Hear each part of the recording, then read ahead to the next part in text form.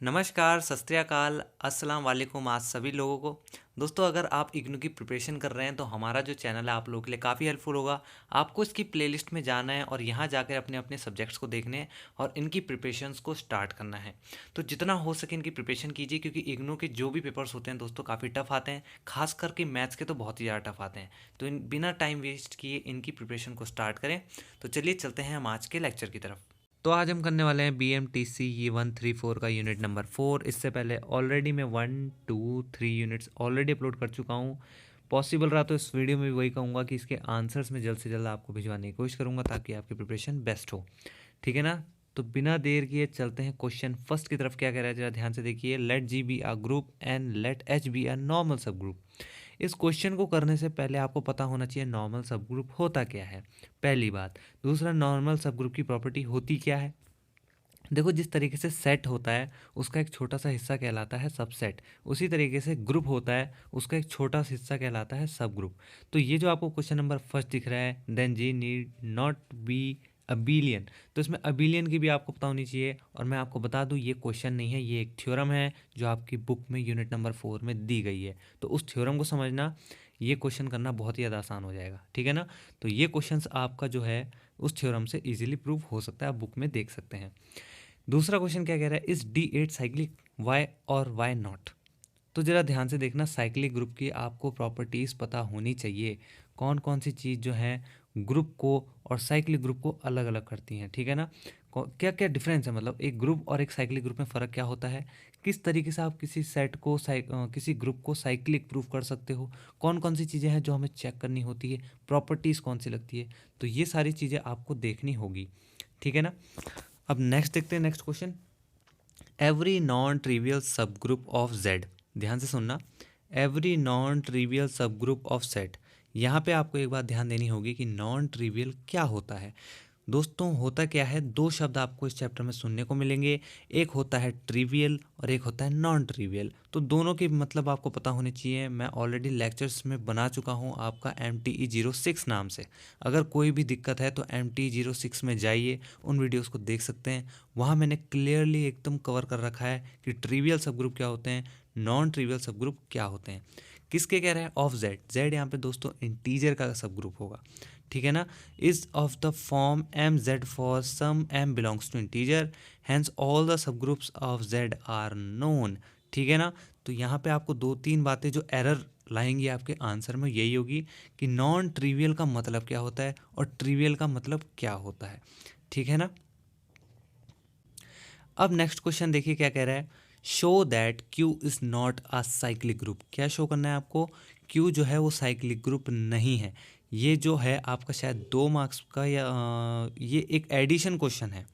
Addition question का मतलब क्या होता है, एक क्वेश्चन आपको पहले ऊपर दे देगा और उसके नीचे इस चीज़ को ना थोड़ा सा ऐड कर देगा कि इसके साथ साथ इसको भी शो करो कि ये साइक्लिक ग्रुप नहीं है। तो ये एडिशन में पूछा जाता है। नेक्स्ट क्वेश्चन है, give an example of a proper noun trivial cyclic सब ग्रुप। ध्यान से सुनना, प्रॉपर नॉन ट्रिवियल साइक्लिक सब ग्रुप।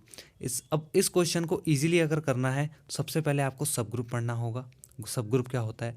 उसके बाद मैंने आपको बताया कि ये भी दो टाइप्स के, ट्रिवियल और नॉन ट्रिवियल, तो ये देखना होगा।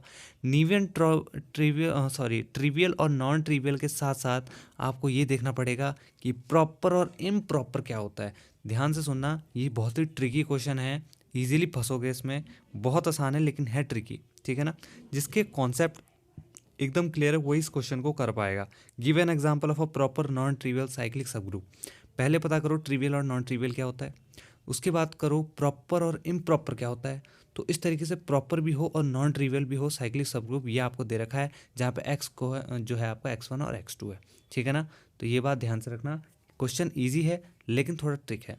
नेक्स्ट क्वेश्चन क्या कह रहा है, show that if G is a non cyclic group of order n। ये इस बात को ज़रा ध्यान से समझना, उसने कोई ऑर्डर आपको नहीं दिया, कह रहा है कि आपको प्रूफ करना है कि जो G है वो नॉन साइक्लिक ग्रुप है ऑफ ऑर्डर n।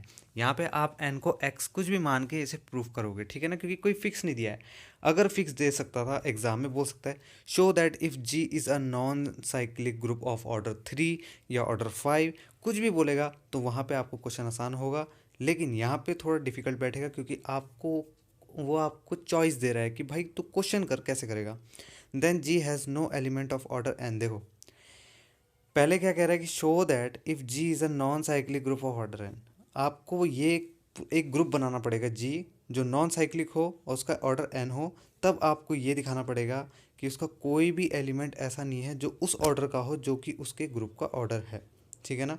थोड़ा क्वेश्चन अजीब सा है, 2-3 बार पढ़ना समझ में आ जाएगा। Show that if G is a non cyclic group of order n. G जो है एक ग्रुप तो है लेकिन नॉन साइक्लिक है, तो पहले नॉन साइक्लिक ग्रुप बनाओ, उसका ऑर्डर देखो।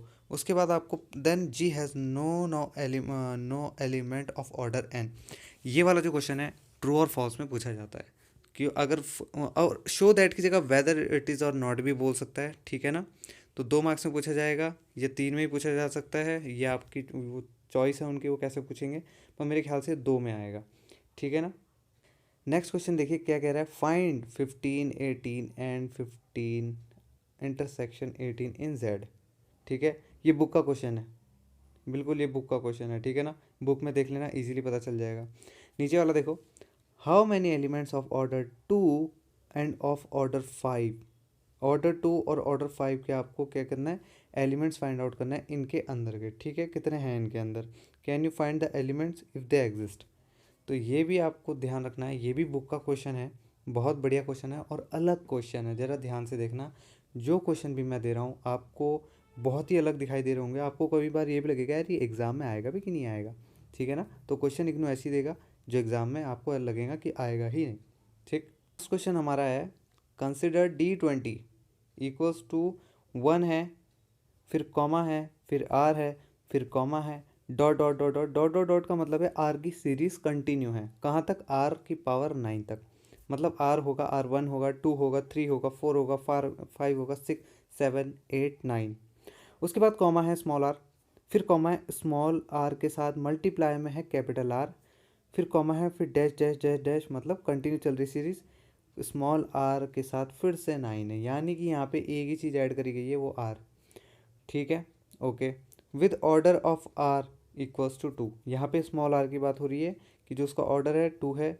Order of capital R equals to 10 and R capital R equals to R inverse small R. Find order of capital R का square and order of capital R का cube. ये आपको orders find out करने हैं। ये आपको एक condition दे रखी है, ये आपको उसमें गिवन दे रखे हैं और ये आपको फाइंड आउट करना है। तो उम्मीद है आप लोगों को ये क्वेश्चंस इजीली कर पाओगे। अगर नहीं होंगे तो जल्द से जल्द मैं इनके सॉल्यूशंस भी आपको प्रोवाइड करा दूंगा। टेंशन लेने की बिल्कुल भी ज़रूरत नहीं है। लेकिन तब तक आपको इनकी प्रैक्टिस करनी है, इनको समझना है, कैसे करना है, क्या करना है, ये सब आपको एकदम प्लानिंग से करना है। बिल्कुल भी डिप्रेशन नहीं लेना है। बहुत अच्छा पेपर आता है इसका। तो दोस्तों आज के लिए सिर्फ इतना ही। धन्यवाद।